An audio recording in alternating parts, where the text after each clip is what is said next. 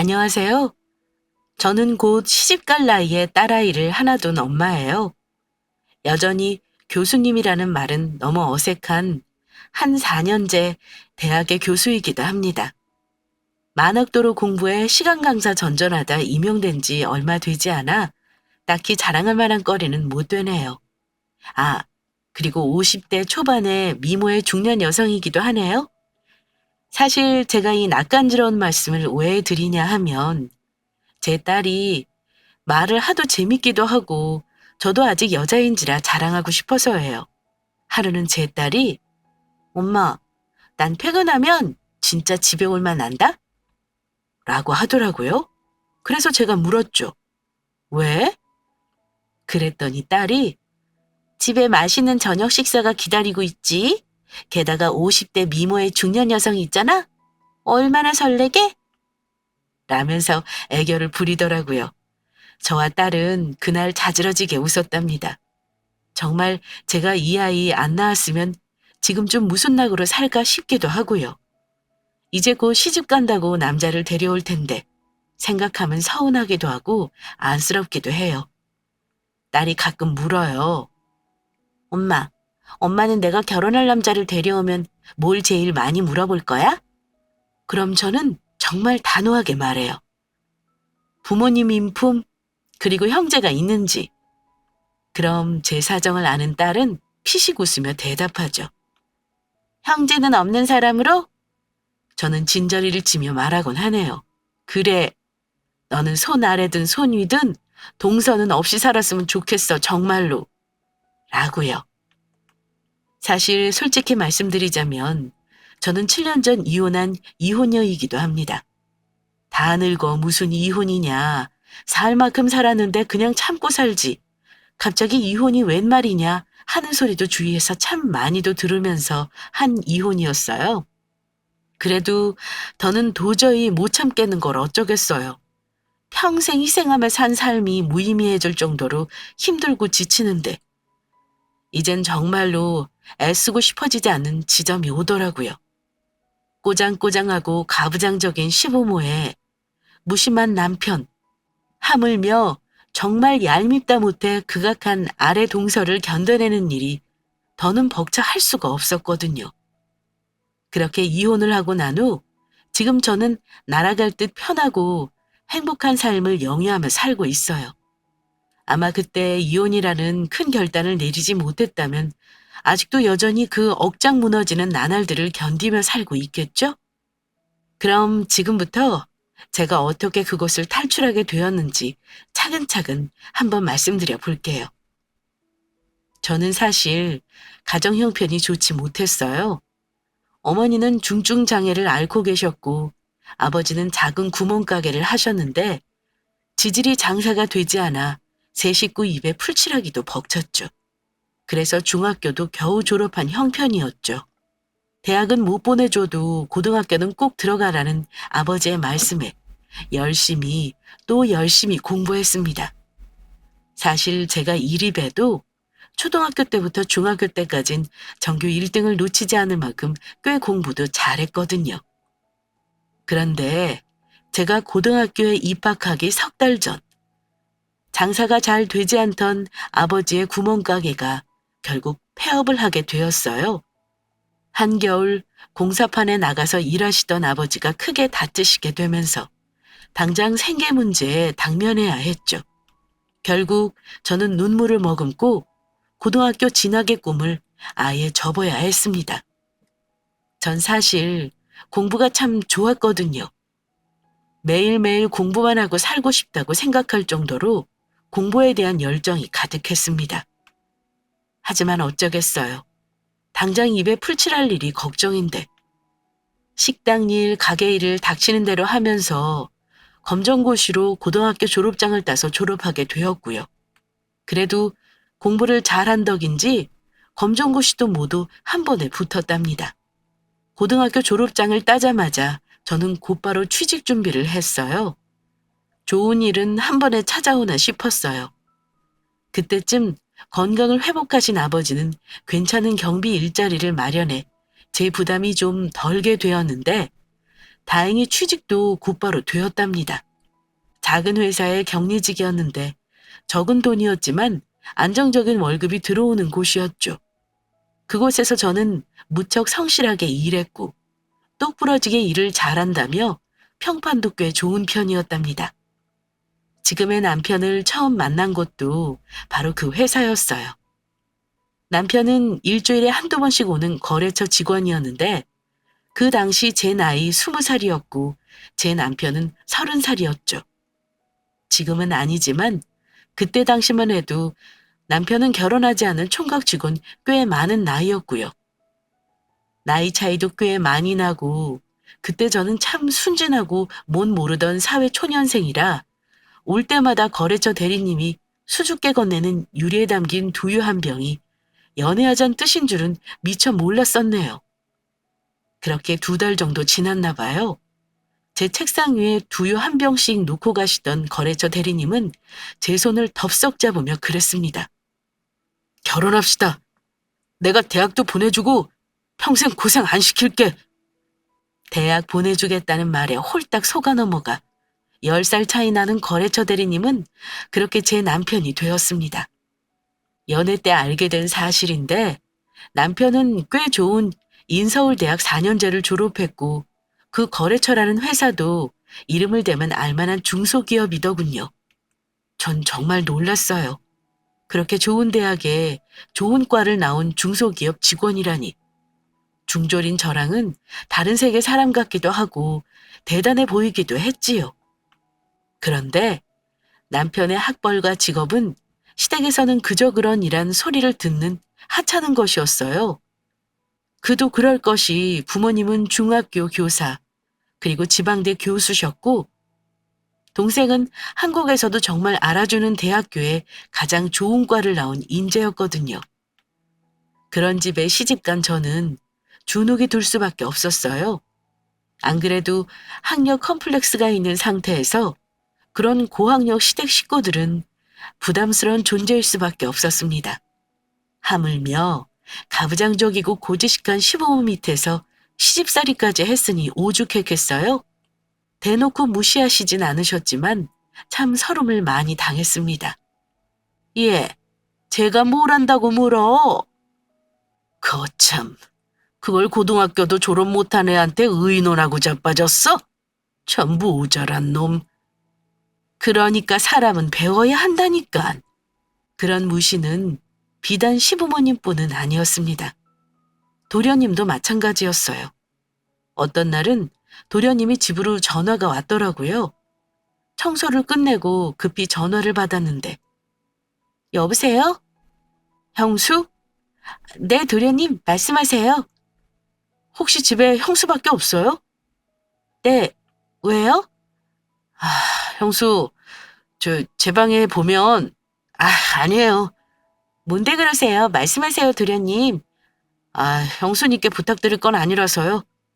나중에 알고 보니 연구자료 정리한 걸 놓고 가셔서 급히 가져다 줄 수 있냐는 전화였는데 그 연구 파일 제목이 영어로 되어 있어서 제가 못 읽을 줄 알았다는 거예요.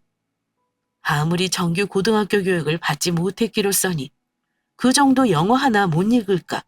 정말 나를 얼마나 무식한 사람으로 보는 건가 싶기도 하고 내가 공부만 꾸준히 했어도 지금 도련이만큼 좋은 대학에 갔을지도 모르는데 하며 서럽기도 했지요. 이런 일들이 계속되다 보니 저는 많이 배운 시부모 밑에서 그리고 잘난 도련님 밑에서 그리고 늘 무심한 남편 곁에서 하루가 다르게 작아지고 위축되어 가기만 했습니다. 늘 무시하는 언사로 저를 대하시는 시부모와 저를 일자 무식으로 보며 형수 대접도 하지 않는 도련님에게 방패막이는커녕 늘 눈치만 보는 남편이 참 야속하기도 했네요. 그래도 내가 못 배운 탓이거니 하며 하루하루를 견디다시피 살았습니다. 그 이유는 단 하나, 남편이 정말 내년에는 꼭 수능 공부를 시작하라는 희망 고문을 2년째 하고 있었기 때문이었어요. 내년엔 꼭 수능 공부 시작해. 꼭 학원 끊어줄게. 알겠지? 정말 그 말이 동화선녀와 나무꾼에서 나무꾼이 선녀를 잡아놓기 위해 숨겨둔 날개옷 같았어요. 지금 생각하면 그깟 수능 공부 내가 돈 벌면서 해도 되는데 그땐 어린 나이에 나 혼자 힘으로는 절대 대학에 갈 수 없다고 생각하고 있었던 것 같아요. 그렇게 시간은 속절없이 흐르고 저는 결국 임신을 하게 되었어요. 그러면서 남편의 희망 고문은 아이가 유치원에 들어가면으로 바뀌어 버렸죠. 그래도 믿고 싶었던 것 같아요. 언젠간 대학에 갈 수 있다. 그 꿈이 있어야지만 매일 날아드는 멸시를 견딜 것만 같았거든요. 사실 그때까진 정말 견딜만 했어요. 그런데 문제는 도련님이 결혼하면서 시작됩니다. 도련님은 그때 대기업 연구소를 다니고 있었어요. 결혼 상대는 같은 학교를 나와 다른 대기업 연구소를 다니는 대학 후배였어요. 제겐 고학력의 식구 하나가 더 늘어난 거죠. 도련님이 결혼하던 당시엔 그런 생각은 아니었어요. 그저 손 아래 동서가 생긴다는 것에 기뻤죠. 그런 기쁜 마음은 동서가 시집 온 후 처음 저녁을 함께 만드는 순간 박살나 버렸습니다. 형님, 이 큰 살림을 혼자 다 하세요? 네, 그럼요. 제가 해야지요. 아니, 저보다 어리지 않으세요? 맞아요. 3살 어려요. 어머, 그럼 몇 살이야? 그럼 21살 때 시집 오신 거예요? 저는 쑥스럽게 대답했죠. 그렇게 됐네요. 그럼 대학교 다니시면서 이 살림도 다 혼자 하셨어요? 그들에게 대학교는 정말 당연한 거구나 싶더군요. 그래서 저는 아무렇지 않은 척 말했습니다. 저 대학 못 나왔어요. 에? 동서가 놀라 눈을 동그랗게 뜨는데 뒤에서 시어머니가 그러시더군요. 친정이 가난해서 고등학교도 겨우 검정고시로 졸업했댄다. 모르는 거 투성이니까 네가 좀 가르쳐. 시어머니의 말씀에 동서가 절 보는 눈빛이 확 변하더군요. 어머, 요즘 세상에 그런 사람도 있구나. 그때부터였을 거예요. 모든 시댁 식구들은 저를 따돌리고 자기들끼리 주제를 만들어 대화했습니다. 세계 정세, 한국 경제, 역사, 가끔은 서로의 전공에 대해서도 토론하듯 이야기를 했죠. 저는 그 안에서 정말 이방인이 된 기분이었어요. 가끔 대화에 끼고 싶어서 저 그거 뉴스에서 봤어요. 라고 하면 늘 경멸 섞인 무시가 뒤따라왔어요. 형님, 뉴스가 다가 아니에요. 이렇게 보이는 대로만 믿는 무지한 사람들 때문에 더 문제라니까요. 그렇지 않아요, 아버님? 그럼, 네 말이 맞다. 하여튼 못 배운 것들이 어디서 주워들은 것 가지고 지들이 맞다고 우기니 나라 꼴이 이 모양 아니냐. 저는 늘 입을 다물어야 했고 그들에게 못 배워먹은 지들에 불과했죠. 영영 그들의 대화 속에 섞일 수 없을 것만 같아 외로움은 짙어만 졌어요. 하루는 이런 일도 있었어요.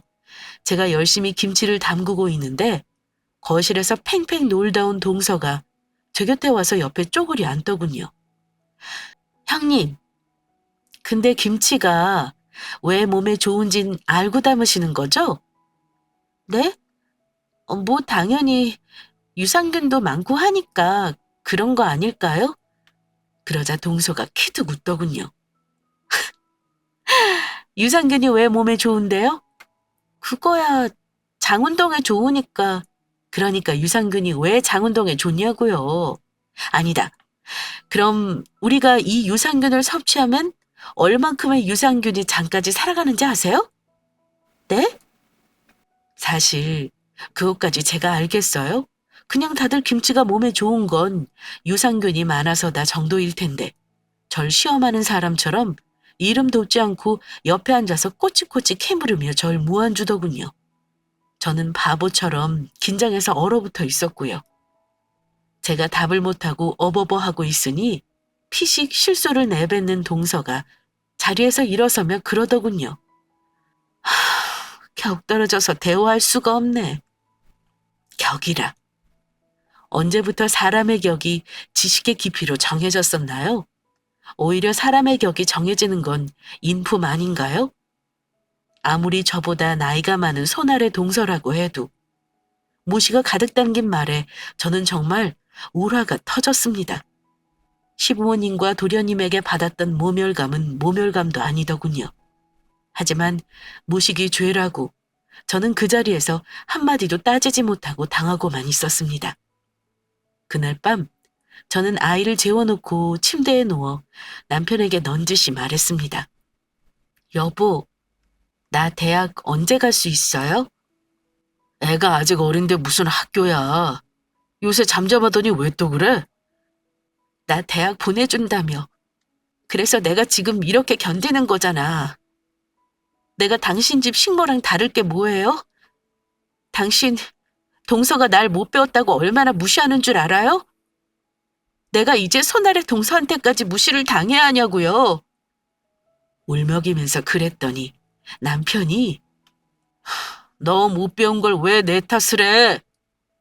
나 대학 안 보내줄 거예요? 대학은 무슨 쉰소리 그만하고 잠이나 자. 라고 하곤 쿨쿨 코까지 골며 자버리더라고요.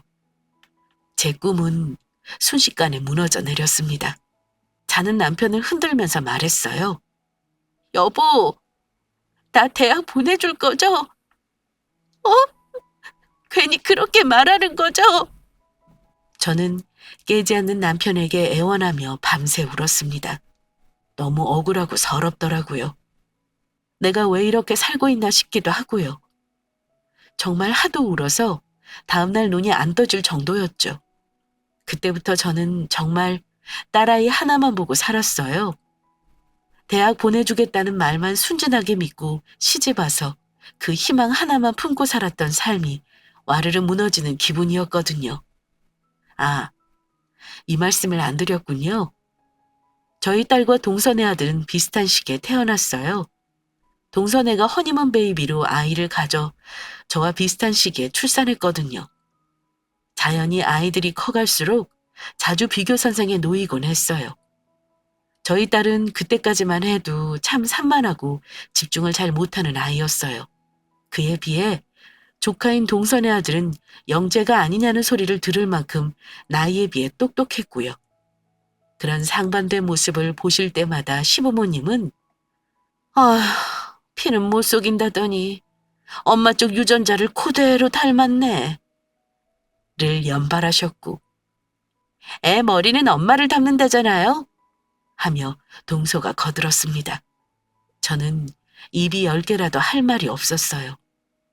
이 집에서 못 배운 무식이는 저뿐이었으니까요. 하루는 조카 아이가 와서 제게 조그만 입술로 묻더군요. 큰엄마, 저 나뭇잎은 왜 초록색이에요? 그래서 제가 아이의 감성에 맞춰서 동화처럼 예쁘게 답을 해줬죠. 그건 말이지. 식물잎은 해를 사랑해요. 그래서 사랑하는 해를 향해서 이렇게 입을 벌렸지? 그랬더니 해가 초록색 사랑을 선물했어요. 그러자 채타며 코웃음을 친 조카 아이가 절 경멸하는 눈빛으로 바라보며 그러더군요. 식물의 광합성 작용 때문이잖아요. 역시 큰엄마는 우리 엄마 아빠랑 할머니 할아버지가 말씀하신 대로 무식한 사람이구나. 라며 쪼르르 제 엄마 품에 달려가 버리더군요. 그러자 동서가 깔깔깔 웃으면서 어머, 애들로는 정말 못 속인다니까 하는 거예요. 기가 막혀서 정말. 아니 분명 엄마 아빠 할머니 할아버지에게 들었다고 효성이가 똑똑히 말했는데요. 어떻게 애 앞에서까지 저를 그렇게 무시할 수 있을까요? 다른 이유도 아닌 자신들보다 많이 배우지 못했다는 이유로요. 하다 이젠 4살 난 조카까지 저를 무시하니 정말 황당하고 어이가 없었습니다. 그런데 문제는 그게 다가 아니었어요. 하도 집중력이 부족해 찾아간 아동센터에서 딸아이가 상이 이거예요. 그 사실을 시댁에 알리면서부터 동서의 얄미운 행동은 극에 달했습니다. 시부모님 두 분 다 교직에 있으시다 보니 교육 프로그램이나 영재 발굴단 같은 프로그램의 기회가 많이 찾아왔어요. 그럴 때마다 양손 가득 먹을 것을 사와 시부모님들을 꼬드기기 시작했어요. 어머니, 이번에 영재발굴 프로그램 한 자리 남았다면서요? 그거 우리 효성이 넣어주시면 안 돼요? 어, 그거 효주 넣으려고 했는데. 어머니, 그 영재 판정 하나 받았다고 다 되는 게 아닌 거 잘 아시잖아요.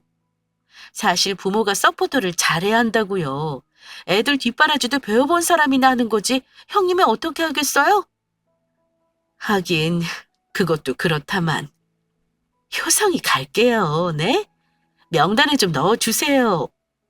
그래, 그럼 그렇게 하자. 늘 이런 식이었어요. 어머니, 우리 효성이 이번에 영어 유치원 보내야 하는데 돈이 조금 모자라서요. 우리의 머리가 좋아서 정말 잘할 수 있는데 두 분이 좀 도와주시면 안 돼요? 어, 이번에 효주도 영어 유치원 보낸다고 하던데? 애 엄마가 영어를 못하는데 애가 배운다고요?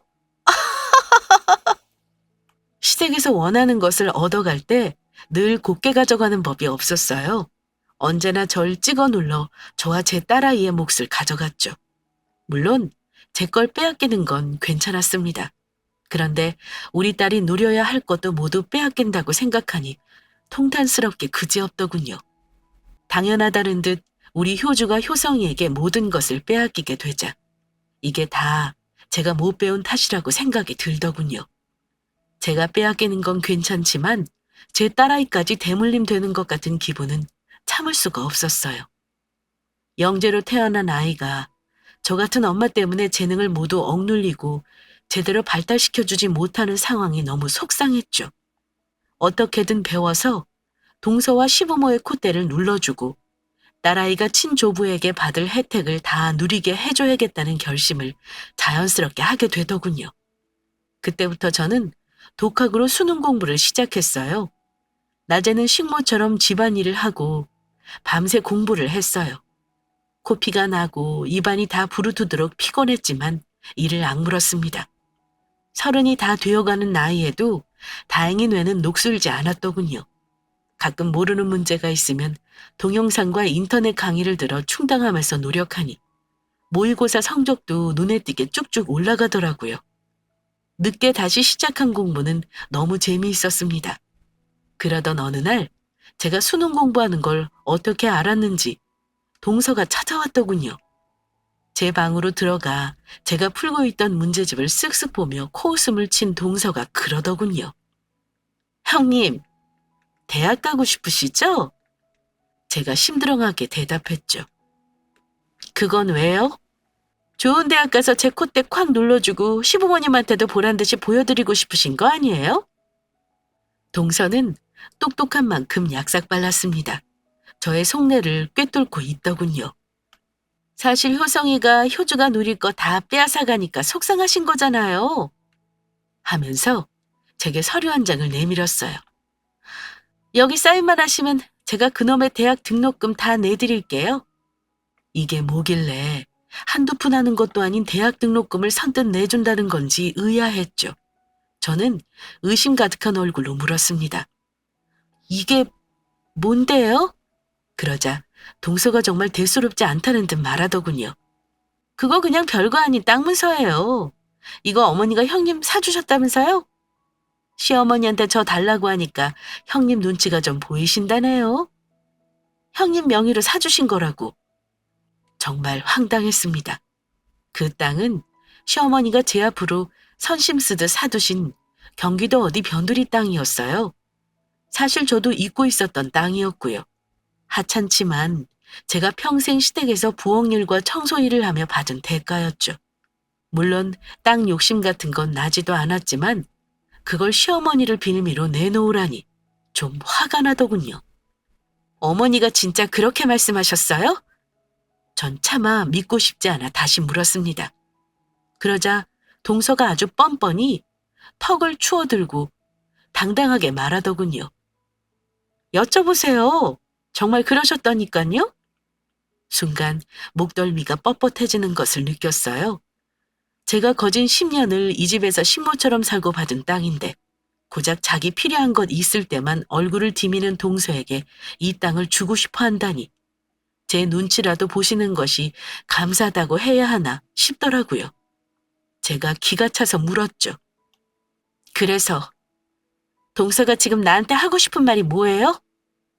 그러자 동서가 제 손을 꼭 잡아당겨 침대에 앉히곤 자기도 그 옆자리에 엉덩이를 붙여 앉더군요. 이거 진짜 평당 200원도 안 해요. 몇 평 되지도 않고. 근데 저희 부부 둘 다 사주에 흑토자가 없잖아요. 얼마 전에 사주를 봤는데 점쟁이가 이런 땅 좀 가지고 있으면 일이 잘 풀린다고 해서 가지고 있고 싶어서요. 그러니까 형님이 양보 좀 해주세요. 네? 공짜로 달라는 것도 아니고 제가 형님 대학 보내드린다니까?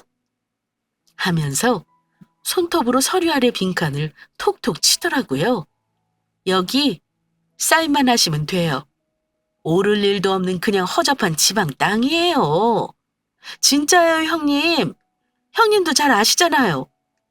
제가 모를까요? 돈 안 되는 땅을 이렇게도 가지고 싶어 안달인 동서의 똑똑한 머릿속을 무지한 제가 모를 뿐이죠. 제가 성난 표정으로 가만히 노려보고만 있자 동서가 안타깝다는 듯 눈썹 사이를 모으더군요. 수능 잘 보고 대학 붙으면 뭐예요? 아주버님이 결혼할 때 형님 대학 보내준다고 하면서 꼬셨다고 하던데 형님 그 말만 믿고 시집 오신 거 맞죠? 마치 치부를 들킨 사람처럼 얼굴이 화끈거렸어요. 마치 대학에 팔려 시집 온 것만 같은 기분이 들면서 모멸감과 함께 창피함이 밀려오더군요. 그걸 동서가 어떻게 알아요? 손이 바들바들 떨리더라고요. 그러자 동서가 제 어깨를 위로하듯 톡톡 치며 그러더군요. 저번에 저희 남편이랑 술 먹으면서 하는 말을 들은 거예요. 아니면 제가 어떻게 그런 속사정까지 알겠어요? 아주버님이 형님 대학을 왜 보내주냐면서 막 웃는데 그거 들으니까 나도 좀 화가 나고 형님이 가엾고 사실 그래서 겸사겸사 형님 대학도 좀 보내드리고 땅 문제도 해결해드리고 일석이조겠구나 싶어서 찾아온 거예요. 저는 연달아 뒤통수를 3개 얻어맞은 기분이었어요. 이 사실을 남편이 내가 아닌 다른 누군가에게 말했을 거라곤 생각도 하지 못했어요. 그것도 제 손아래 동서에게요. 제 속내를 읽은 건지 동서가 앙큼하게 웃으며 제게 서류를 내밀었습니다. 저 형님 응원해요. 그러니까 여기 상속포기 동의서에 사인만 해주세요. 그러면 제가 사비 털어서라도 정말로 대학 보내드릴게요. 네? 그렇게 말하는데 순식간에 정말 세상에 믿을 사람은 아무도 없구나란 생각이 들더라고요.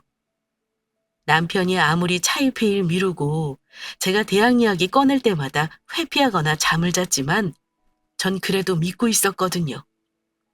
10년 가까이 살 부대끼며 살아온 남편이 내 평생 염원은 알아주겠지.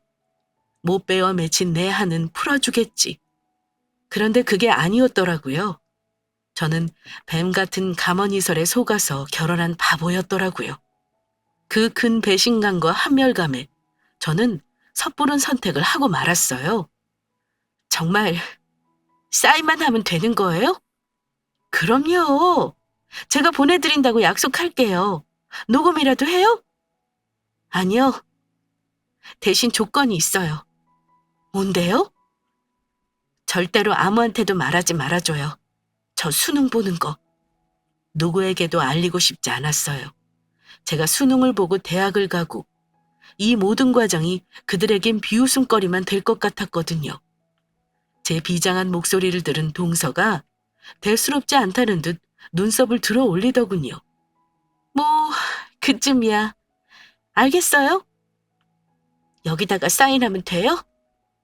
세상 물정이라곤 모르던 21살에 시집와서 제가 뭘 알겠어요. 정말 바보 같은 짓을 하고 만 거죠. 저는 그렇게 그 서류에 사인을 했고 그 일은 잊고 싶어 더욱더 열심히 공부해 수능을 봤습니다. 수능을 보고 혼자 카페에 앉아 가채점 점수가 꽤 높았어요. 이대로면 제가 원하는 대학에도 붙을 수 있겠다 싶었고요. 기쁜 마음으로 집으로 돌아오는데 고기를 구워 먹고 있는지 열린 현관문으로 삼겹살 냄새가 솔솔 나더라고요. 제가 집으로 들어가려고 하는데 시어머니의 음성이 들려왔어요. 수능생 있는 집이라니 아주 웃겨 죽겠네. 그리고 이어 비웃음 섞인 동서의 음성도 들려왔죠. 그러니까요. 그 나이에 무슨 수능이지 원. 그래도 너 원하는 땅 가졌으니 그걸로 됐지. 그러자 도련님이 동서에게 묻더군요. 그래서 당신 형수 대학 보내주려고? 대학? 그거 붙긴 하겠어? 내가 돈이 어디 있어. 그냥 한 말이지. 하긴 붙지도 않을 텐데 뭐. 그러자 곁에 있던 시아버지가 껄껄 웃으시며 하시는 말씀이 가관이었죠. 애가 무식한 데다가 맹해. 그 땅 곧 오를 텐데 바보같이 사인한 거 보면 순진한 걸 넘어서서 멍청하다니까? 역시 사람은 모름지기 많이 배워야 한다. 알겠니, 효성아? 네, 할아버지. 어머니 걱정하지 마세요. 이 땅 비싼 값에 팔리면 두 분 노후는 저희가 책임질게요. 그래, 그래. 상속세 생각하면 오르기 전에 빨리 넘겨야 해. 그러고는 한바탕 웃는 소리가 이어 들리더군요. 제가 수능 보는 것은 이미 온 집안 식구가 다 알고 있었고 제 무지를 이용해 자기들끼리 짜고 사인까지 하게 했다고 생각하니까 정말 피가 거꾸로 솟는 기분이었어요. 저는 그대로 발길을 돌렸어요. 아주 늦은 시간까지 밖을 돌아다녔어요. 그냥 하염없이 울면서 걸었던 것 같아요. 사실 제 가장 큰 절망감은 대학에 갈 수 없을지도 모른다는 거였었어요. 울면서 제가 도착한 곳은 친정집 앞이었어요. 저는 급히 눈물을 닦고 친정집을 놓고 했죠. 불편한 다리를 이끌고 어머니가 나오시더라고요. 네가 이 시간에 무슨 일이야? 수능 보고 갑자기 엄마 아빠가 보고 싶어서 왔지. 저는 그렇게 웃으며 집으로 들어갔어요. 제가 앉자마자 근심이 가득한 얼굴로 두 분이 물으시더군요. 너 수능은 잘 봤어? 나 엄청 성적 좋아. 우리나라에서 제일 좋은 대학 갈 수 있을 것 같아. 정말? 하긴 네가 어릴 때부터 공부는 진짜 잘했어. 우리가 형편만 좋았어도 교수 검사는 할 수 있었을 텐데. 아버지와 어머니는 뛸 듯이 기뻐하셨습니다.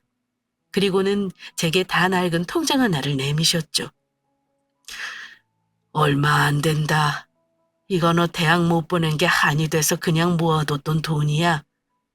네가 틈틈이 준 용돈도 다 모았어. 효주 대학 보낼 때라도 주려고. 저는 놀라서 통장을 열어봤어요. 부모님에겐 거금인 1,500만 원이 들어있었어요. 뒤에 붙은 몇백만 원에 제 마음이 찢어졌죠. 얼마나 아끼시면서 한 푼 두 푼 모으셨을 생각을 하니 눈물이 나서 목이 맸습니다. 이걸 왜? 장서방이 어련히 알아서 보내주겠냐마는 이 돈은 등록금 해라. 꼭 네 등록금은 내주고 싶었어. 이걸 어떻게 받아? 왜 못 받아? 얼른 넣어둬. 저는 그렇게 낡은 통장을 들고 집으로 돌아왔습니다. 시부모님이 늦은 제게 잔소리를 하시는 걸 듣는 둥 마는 둥 하고 제 방으로 들어왔죠. 그리고 저는 곧 한국에서 내로라 하는 대학에 붙었습니다. 당당하게 장학금까지 받고 원하는 과에 붙게 되었죠. 그날 저는 남편에게 합격 통지서를 내밀며 선언하듯 말했습니다. 분가하든가 이혼하든가 둘 중 하나를 골라요. 뭐? 남편은 이게 미쳤나 하는 얼굴로 눈을 부라렸습니다. 대학은 내가 알아서 다닐 테니까 둘 중 하나 결정은 당신이 해. 너 이게 진짜 보자 하니까. 당신 나 대학 보내줄 생각 없다고 도련님이랑 동서 앞에서 그랬다면서요? 나 꼬시려고 대학 보내준다고 뻥친 거라며. 나는 더는 나 무시하는 시댁이랑 인연 이어가고 싶은 생각 없으니까 만약에 당신 식구 못 버리겠으면 나랑 효주랑 둘이 이 집 나갈게요. 처음 보는 저의 완강한 태도에 결국 남편은 울며 겨자 먹기로 분가를 선택했습니다. 그때부터 시댁과의 왕래를 딱 끊어버렸습니다. 남편은 가끔 연락도 주고받고 왔다 갔다 하는 것 같았지만 전 신경 쓰지 않았습니다. 아예 없는 인간들 취급해버렸죠. 그리고 저는 학교를 다니기 시작했죠. 시부모 눈치도 동서 눈치도 보지 않으니 얼마나 좋았는지 모르겠어요. 하지만 무엇보다 가장 좋았던 건 역시 대학 생활이었습니다. 만학도 이기에 더 열심히 공부했고 성적도 그 노력을 배신하지 않았어요. 그렇게 반년쯤 지났을까요? 수업을 마치고 집으로 돌아가고 있는데 동서에게 전화가 걸려오더군요. 시댁에서 분가하니 딱히 볼 일이 없었던 동서에게서 정말 오랜만에 온 연락이었어요. 또 무슨 일인가 싶어 전화를 받았습니다. 형님, 대학은 못 붙으셨나 봐요? 저한테 학비 달란 소리를 안 하시네? 호호호호호호. 수화기 너머로 들리는 소리에 저는 정말 어금니를 잘잘 씹었어요. 그리고 대답했죠. 동서, 나한테 학비 줄 생각 없었잖아. 누가 모를 줄 알아? 네? 제가요? 아니에요. 제가 약속했잖아요. 대학은 합격했고 이미 다니고 있지만 나 동서한테 도움받고 싶은 생각 없어. 어머, 정말요? 학교는 어디 다니시는데요? 제가 당당하게 대학과 과를 말했죠. 그랬더니 동서가 꿀먹은 벙어리가 되더군요. 왜냐고요? 동서가 넣었다가 떨어졌던 바로 그 대학이었거든요. 한국에서 가장 좋은 대학에서도 가장 인기가 많은 과. 저는 이제야 당당하게 말했죠. 어떻게 해? 이제 내 학벌로 무시하는 유치한 노름은 못하게 생겼는데? 그러자 당황했던 동서는 곧장 페이스를 찾고는 비아냥대기 시작했습니다. 어머 형님, 대학생 되셔서 이제 저한테 반말도 하시는 거예요? 많이 크셨네, 우리 형님. 멋지다. 비꼬는 말투는 똑똑한 만큼 수준급이었고 그 말에 저는 또다시 너무 화가 나더군요. 이제는 참고 싶지 않았습니다. 동서가 그랬지? 애는 엄마 머리 닮는다고. 어쩌지? 동서 말대로라면 효성이보다 우리 효주가 더 좋은 대학 가겠다. 효성이는 그냥 똑똑하고 우리 효주는 영재 얘기까지 하잖아. 하물며 영재 교육이란 교육은 다 받은 효성이보다 우리 효주가 더 공부 잘하는 거 알지? 이번에 영재 대회에서 대상 탄 거 소식 들었나 모르겠네. 그놈의 학벌로 사람 경 나누는 동서 아들 어떻게 되는지 내가 똑똑히 지켜볼게. 앞으로 한번 두고 보자고. 나중에 누구 자식이 더 잘 되는지. 뭐라고요? 이봐요, 형님. 대답도 듣지 않고 끊었습니다. 통쾌할 줄 알았는데 딱히 그렇지도 않더라고요. 여전히 풀리지 않는 분이 가슴에 그득한 기분이었습니다. 그렇게 세월이 흘렀고 저는 대학원까지 전액 장학금으로 다니게 되었어요. 그리고 절 예쁘게 보신 교수님 덕에 조교도 하고 결국 시간 강사 자리까지 소개받게 되었죠. 그러던 와중 그저 함께 사는 것에 의의를 두던 저의 결혼 생활에 위기가 찾아왔습니다. 남편이 거래처 젊은 여자와 불륜을 저지르다 걸리게 된 거죠. 여보, 그게 아니고. 그런데 우습게도 정말 아무렇지 않더군요. 정말 딸아이 때문에 살았던 것이 맞구나 싶을 만큼 아무런 감정이 들지 않았습니다. 그러자 냉정해지더군요. 다 필요 없으니 이혼해요. 여보, 한 번만 봐줘, 어? 제 바지가랑이를 붙잡고 늘어지는 남편을 툭 쳐내고 냉랭한 목소리로 말했습니다. 더 매달리면 구차해져요. 더 추해지고 싶어요? 여보, 나 당신밖에 없어. 남편은 결국 눈물을 뚝뚝 흘리며 무릎을 꿇더군요. 그 여자한테도 대학 보내준다고 꼬셨어요? 요즘 젊은 사람들 누가 그런 말에 순진하게 속아요? 추잡하게 이러지 말아요. 결국 제 이혼 소식을 들은 시부모님까지 쫓아오셨더군요. 예, 너 미쳤니? 이혼이 말이 되는 소리니? 이게 정말 못 배워 처먹어서 생각하는 것도 어쩜 이렇게 천박해? 네가 그렇게 무식하니까 네 남편이 바람이 나는 거 아니야? 적반하장도 유분수지. 정말 어이가 없더군요. 저는 헛웃음을 뱉으며 시부모님께 말씀드렸습니다. 그놈의 못 배워 처먹었다 무식하단 소리 듣기 싫어서 제가 이리도 공부를 열심히 했나 봐요. 아버님, 아직도 지방대학 교수세요? 저 이번에 신촌에 있는 대학 교수 전임 자리 추천받았는데. 뭐? 그간 제 소식을 전혀 듣지 못하셨던 시부모님은 너무 놀라 나자빠지시더군요. 천박하다니. 10살이나 어린 여자애 대학 보내주겠다는 말로 꼬셔서 그 모진 시집살이 시키고 이제 바람까진 핀 아들 둔 부모가 할 말은 아니지 않나요? 그렇게 유식하고 똑똑하신 두 분이 아들 가정교육이나 좀 잘 시키지 그러셨어요. 저는 제 앞에서 꼴꼴꼴 넘어가는 시부모를 정말 쓰레기 보듯 하고 뒤돌아섰습니다. 그 긴 세월 당했던 분이 한순간에 풀리는 기분이더군요. 그렇게 저는 남편과 이혼했어요. 저번에 저희 딸 만나러 온 남편이 넌지시 하는 말이 시부모님이 저와 남편이 이혼한 사실이 창피해 어디다가 말도 안 한다고 하더라고요. 동서에게도 말 안 했다고 하더군요. 저는 참 웃겨서 웃었습니다. 그게 배운 지성인들의 사는 방식인가 하고요. 그리고 또 통쾌한 소식이 들려왔었는데 바로 동서에게 넘긴 땅이 그린벨트로 묶였다더군요. 그 사이 저는 어느덧 많은 학생에게 존경받는 교수라는 자리에 올라 있었고요. 그런데 얼마 전에 동서가 전화가 왔더군요. 저는 처음에 모르는 번호라 받을까 말까 하다가 혹시 몰라서 전화를 받았는데 동서였어요. 형님, 오랜만이에요. 잘 지내셨죠? 뻔뻔하게 밝은 음성으로 안부를 물어오는데 형님은 무슨 일하고 하고 싶은 걸 꾹 참고 대답했죠. 무슨 일로 전화했어?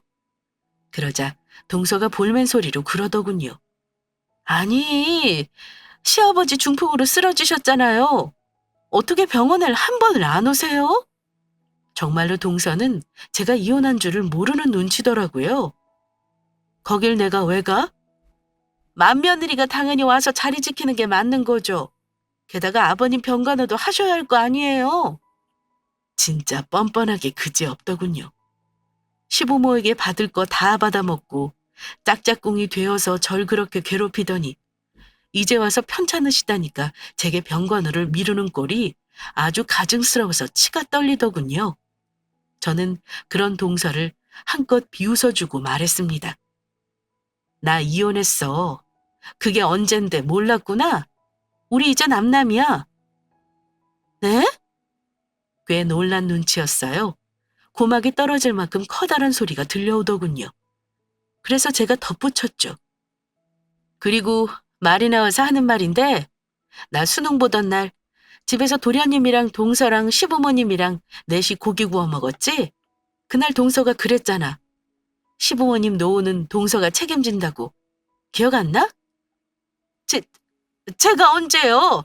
왜 없는 말을 지어내고 그러세요? 당황해서 말을 어버버버 하는데 어찌나 웃기던지 저는 웃음을 참지 못하고 깔깔깔 웃었습니다. 그리고 동서에게 말했죠. 야 이년아, 너 얍삽하게 똑똑한 척 혼자 다 하더니 멍청한 짓 또 혼자 다 하네?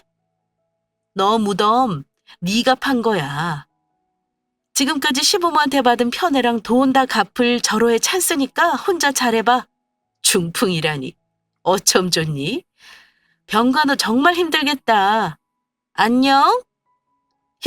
형님! 저기요, 형님! 저는 그렇게 전화를 끊고 생각난 김에 전화번호도 바꿨습니다. 정말 홀가분하기 그지없었어요. 진짜 통쾌한 복수는 이렇게 뒤늦게라도 찾아오는 법이구나 싶었죠. 10년 묵은 채증이 날아가는 느낌이었습니다. 그리고 저는 지금 여전히 딸과 함께 솔로인 인생을 만끽하며 살고 있고요. 제 딸은 오늘도 묻습니다. 엄마, 내가 만약에 결혼하겠다고 데려온 남자가 학벌이 안 좋으면 어쩔 거야? 그럼 저는 대답하죠. 학벌은 그냥 말 그대로 학벌일 뿐이야. 학벌로 그 사람의 인성과 살아온 인생을 그리고 앞으로의 미래를 평가할 순 없어. 언제나 제일 중요한 건 인간 그 본연의 됨됨이야. 엄마는 상관없으니까 언제든 데려와. 라고요. 인생과 학벌은 절대로 비례하지 않는 법이라고 생각해요. 좋은 학벌 가지고도 더러운 인성으로 일관하다. 지금 아마도 개고생 중일 제 동서와 비록 학벌은 좋지 못했지만 열심히 살다가 결국엔 성공하고 행복한 인생을 살고 있는 저처럼요. 저도 동서와 시부모를 반면교사 삼아 사람을 학벌과 가진 지식 따위로 판단하지 않으려고 부단히도 제 자신을 돌아보면서 살고 있어요. 혹여 저의 작은 말 한마디가 누군가에겐 큰 상처가 된다는 걸 가장 잘 아는 저이니까요. 긴 글 들어주셔서 감사합니다.